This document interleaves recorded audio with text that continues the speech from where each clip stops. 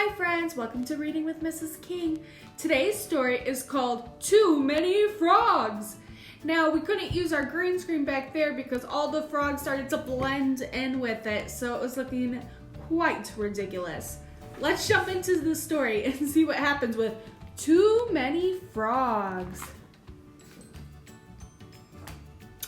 Rabbit lived by himself in the hollow of an old tree.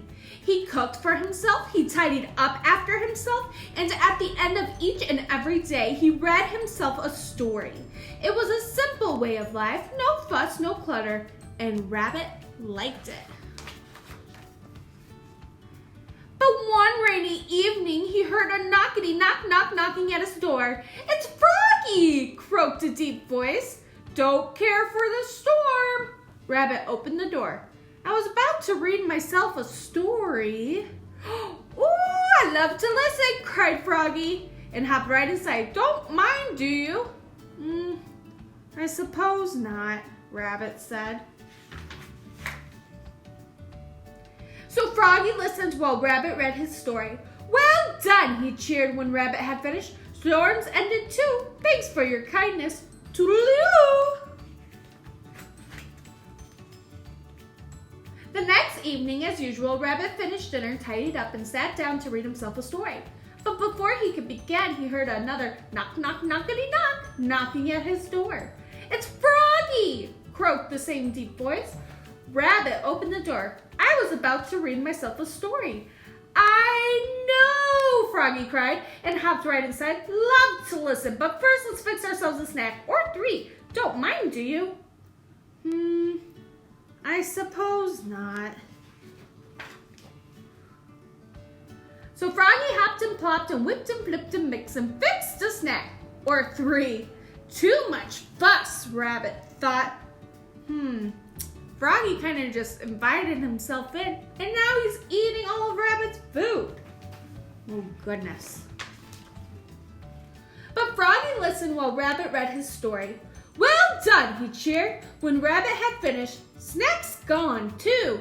Thanks for your kindness. Toodaloo." The next evening, Rabbit finished dinner, tidied up, and sat down to read himself another story. But before he could begin, there was the same knockity-knock knocking at his door. "It's Froggy!" croaked the familiar voice. Rabbit opened the door. I was about to read," he began. "No! About to read to yourself a story. Love to listen, but first, let's get ourselves a comfy cozy. Don't mind, do you?" I suppose not. So Froggy fluffed and puffed and mushed and smushed and piled up billows of pillows. Too much clutter, Rabbit thought. But Froggy listened while Rabbit read his story. "Well done," he cheered when Rabbit had finished. "Bedtime too. Thanks for your kindness. Toodaloo." Rabbit's not looking so happy right now.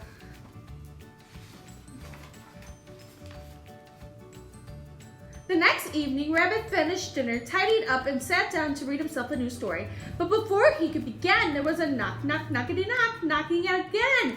"It's Froggy!" Oh no, he does not look happy that it's Froggy. Rabbit opened the door.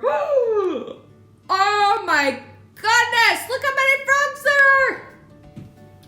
"I know!" Froggy cried before Rabbit could say a single word. "You're about to read yourself a story. Love to listen, but first, meet the family. Been telling them all about your stories. Love to join us. Don't mind, do you?" Rabbit looked at Froggy's family.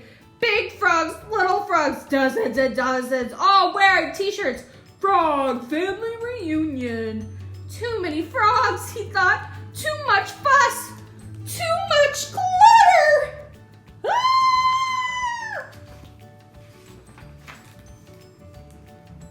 "But I do mind, Froggy," he said at last. "You do?" "I never invited you in. I never invited you to fix you a snack. I never invited you to get all comfy cozy. Never invited your family to join. So I do mind. Very much indeed." "Uh-oh," croaked Froggy. "This will never do. Thanks for your kindness. totally do. Alone at last, Rabbit sat down to read himself a story. For one anxious moment, he waited for a knock-knockity-knock-knocking at his door. But it never came. Don't mind, do you? He asked himself with a chuckle. Most certainly not, he answered himself and began to read. Oh man, was it a good story.